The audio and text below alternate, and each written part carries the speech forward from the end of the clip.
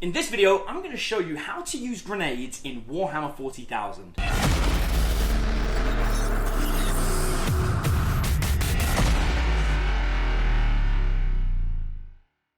Now, while that might sound crazy, as I'm sure there are many people on the internet that are like, I already know how to use grenades, and I think grenades are very easy. The truth is, grenades are one of the things that often confuses beginners about the game.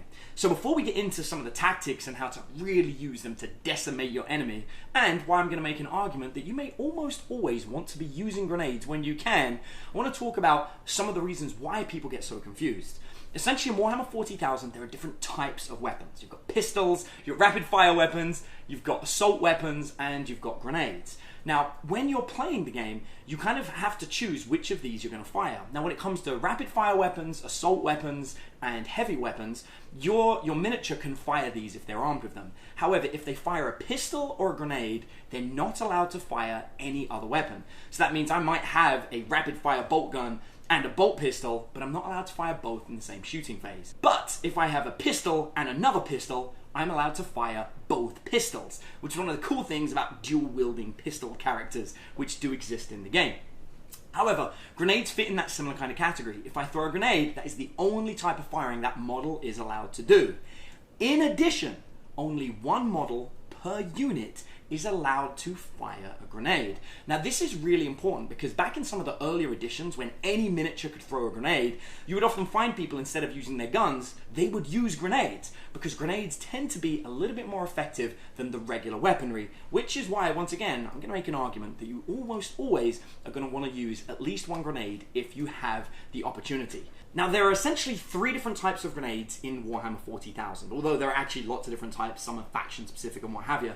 They're what I like to call a utility grenade. The utility grenades are things like haywire grenades and some other unique grenades that have a strange purpose. They interact with the game in a different way. You've got the grenades that are used by the Reavers, are a very similar version of this. The whole point of these are to trigger a strange effect on the game, whether it's delivering mortal wounds to vehicles, or whether it's stopping somebody from firing Overwatch.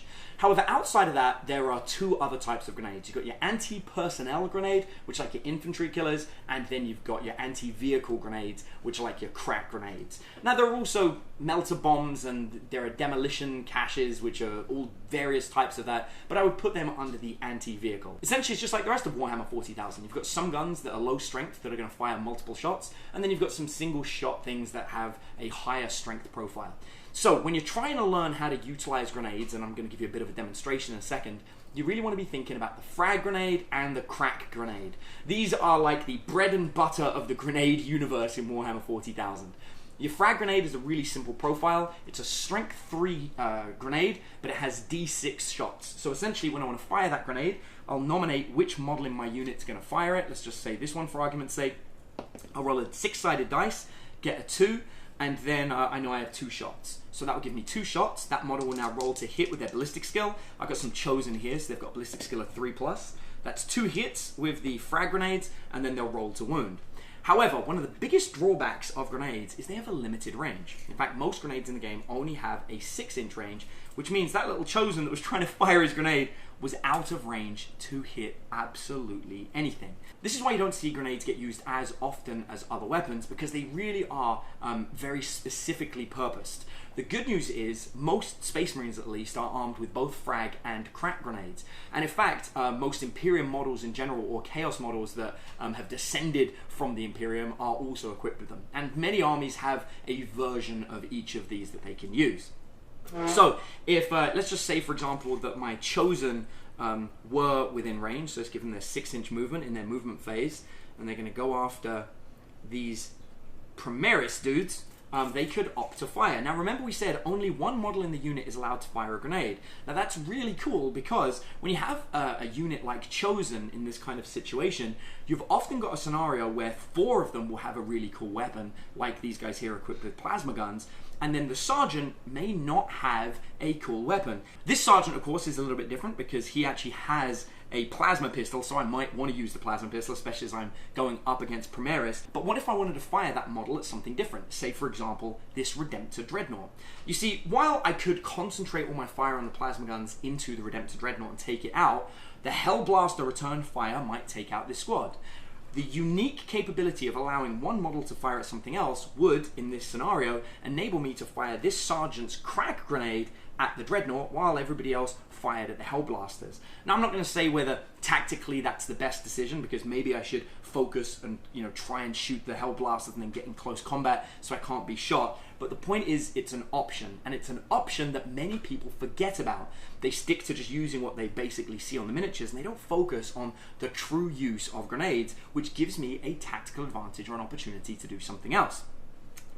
However, whereas once upon a time we could abuse that grenade use, and I could have, all 5 of these models firing grenades, which essentially would give them 5d6 frag grenade shots, which would be an insane amount of firepower. Look at that. So we've got 13, 14, 15, 16, 17 shots from this unit that would normally only maximize 10 if I was firing frag at something. But that's limited now because we can only use one model to fire a grenade. There is still a way that we can really abuse grenades in Warhammer 40,000, and that is with characters. So I'm going to move these miniatures around a bit, and I'm going to show you a scenario that we could create in the game. So what I've got here are 2 Alpha Legion characters, and then I've got a squad of Raptors. Now, if with some clever positioning, let's just say, for example, my Alpha Legion were being super sneaky, and they were hanging out here as the Ultramarines rounded the containers here as they were going to fight my main force, and then maybe my Raptors were hiding behind these containers and they used their 12-inch move to jump over here, I can create a pretty cool scenario. So my 2 Alpha Legion characters can take their movement down, and they can basically trigger it so that, cheat this guy across a bit, so that they are closest to this Space Marine character. Now, in this unique scenario, whereas normally I would only have 1 grenade shot, I've actually got 3 potential grenade shots against that character. Now, there is an argument that I would use a more powerful gun, but Space Marine characters have a 4-up invulnerable save, which means no matter what the armor penetration is of my gun, that character is still going to have a 4-up invulnerable save. So, for example, I've got this great plasma pistol here that's got a strength of 7, an armor penetration of -3, and it will do 1 damage unless I overcharge it. And I could fire my plasma pistol at that Space Marine captain, but I could also, instead of using the plasma pistol, use a crack grenade. And in this scenario, the crack grenade is almost always a better option. For example, the plasma pistol has a strength of 7 if I don't overcharge it, which means it wounds a Space Marine character on a 3-up. Exactly the same as a strength 6 crack grenade. The plasma pistol has -3 armor penetration, which sounds great, but because the Space Marine captain will only go from a 3-up armor save to a 4-up armor save, because its invulnerable save is 4-up, -1 does the job, which is exactly what a crack grenade does. And the plasma pistol only does 1 damage, whereas a crack grenade does D3 damage, which gives me a great chance to actually do some serious harm on that captain. Now, there could be an argument that you could overcharge the plasma pistol, making it strength 8 so it wounds on 2s, and it does 2 damage, which is statistically average compared to the crack grenade. But that also gives me a 1 in 6 chance of killing my my Chaos Lord, if I roll a 1. And maybe that's just something that I don't want to risk. So essentially, in this scenario, I've got 3 chances with crack grenades to wound this captain, which may kill him. Statistically, probably not, but it is possible. So let's give it a go. My Chaos Lords are hitting on 2s, and the Raptor is going to hit on 3s. So let's roll to hit. And there we go, that's 3 hits, that's great. And they're going to wound on 3s, because I've got a strength 6 against a toughness of 4. And there we are. So I've got 2 wounds here, which is absolutely great. Maybe I'll spend a command point to reroll that one, why not? And there we are. So I've got 3 wounds now against that Space Marine captain. The Space Marine captain has 3 saves of its 4-up invulnerable save, which they normally have. And sadly, he failed all 3 of them. So, in failing all 3, I'm going to get to put the heart on to the tune of D3 wounds from those crack grenades. And look at that, 3, 6, 7 wounds. That is an assassinated Space Marine captain just by using a Raptor and a couple of characters. Now sure, I've used some Chaos Lords here, but the characters could have been absolutely anything. In fact, they could have been characters with jump packs. They could have been traveling with the Raptors to turn up and assassinate a character in a single round of shooting. And while that's not going to happen every time, you've actually got a pretty good chance of that happening during the game. Now, there's some other scenarios where we might want to use a different type of grenade, like a frag grenade. So I'll move these Raptors back over there, and now let's see what happens when we utilize frag grenades to shoot at Chaos Demons. So in this scenario, let's get everyone within 6 inches. I've got some Primaris Hellblasters here, and I've got my Space Marine Captain. Now I could just unload plasma fire shots into the Chaos Demons. However, I've really only got 10 shots with the Hellblasters and 2 shots with the Space Marine Captain, which isn't a hell of a lot of firepower. I can drastically increase that chance of firing by using some frag grenade fire instead. So let's just say that I was to fire 2 frag grenades and the Hellblaster shots. So the Hellblasters still have 8 shots doing their full damage, which is exactly what we want to see. So let's roll that out. 3, 4, 5, 6, 7, 8. So we'll start with my Hellblasters. These guys are hitting on 3s, and they're going to re-roll 1s, thanks to this wonderful dude here. So that gives me 8 hits. I'm going to roll to wound. I've got a strength 7 against a toughness of 3, so I'm wounding on 2s. There's no point overcharging against these guys. So I've got 2 misses here, but 3, 4, 5, 6. So I've inflicted 6 wounds on the Chaos Demons, and the Chaos Demons now have to make their 5-up invulnerable saves. So let's see what they do. Oh wow, it's a great round of saves there. So 3 of the Chaos Demons are dead. Now, if I was to fire with the remaining 2 plasma guns, I would get 4 extra shots at rapid fire range, which might do some good damage. Or I could get 2d6 frag grenade shots. Now remember, this is going to average at 7 because of a statistic on the dice. Let's see what we get. There we go. We got a 10, which is fabulous. We're allowing ourselves to have some great luck. So I fired 8 times previously, but now I've got 10 extra shots. How great is that? 6, 7, 8, 9, 10. And these guys are going to be hitting on 3s, but the 5 of the shots are going to be hitting on 2s because of the Space Marine Captain. So 3s and 2s. There we are. Now we've got a good number of 1s here, but that's okay. We can re-roll them all because of the Space Marine Captain.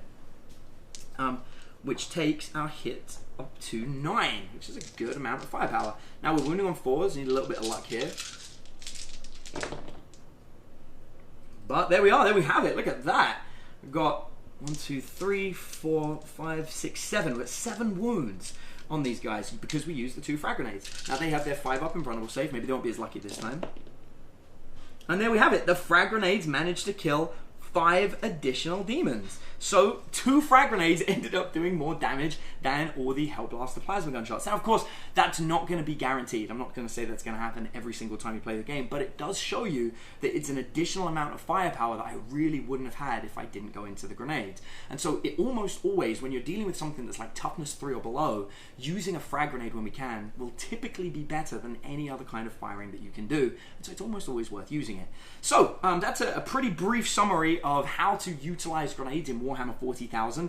Ultimately, you know, it's going to be your choice, and tactically there are lots of other little pieces and nuances to it, but this gives you the bare minimum. Just remember the key rules. If you fire a grenade, that model can't fire anything else, and only 1 grenade can be fired per unit, which means you can totally abuse it with characters. This is especially good if you're playing Death Guard, because the Death Guard have the Blight Grenade, which is actually a really powerful grenade, and it can be boosted by some of their elite character choices they have. And so you can take a whole bunch of elite character choices that can all fire Blight Grenades, and they can all be boosted to the Strength 4 and do 2 damage each, which makes them really powerful. And because they're a plague weapon, you can reroll wounds, and you can even get them triggering mortal wounds. So it's a really powerful little combo there that you can use. And in fact, you can learn all about that combo and a whole bunch others if you're interested by checking out some of our advanced tactics that we teach here at Knights at the Game Table. Some of those early basic beginner tactics you can get from our free guide, which I'll leave a link to in the description. All you have to do is click on the link and download the guide, and it'll take you through some tactics to not only start playing a little bit more competitively, but it'll also break down some simple tips to paint faster, and even some ways that you can find more ways to play the game or more time to play the game. So go out there, download the guide, and thank you so much for taking the time to watch this video. I'm curious, what's your favorite grenade? Why don't you let me know in the comments below, and maybe tell me an epic time where you used it and achieved something amazing. Thanks for watching.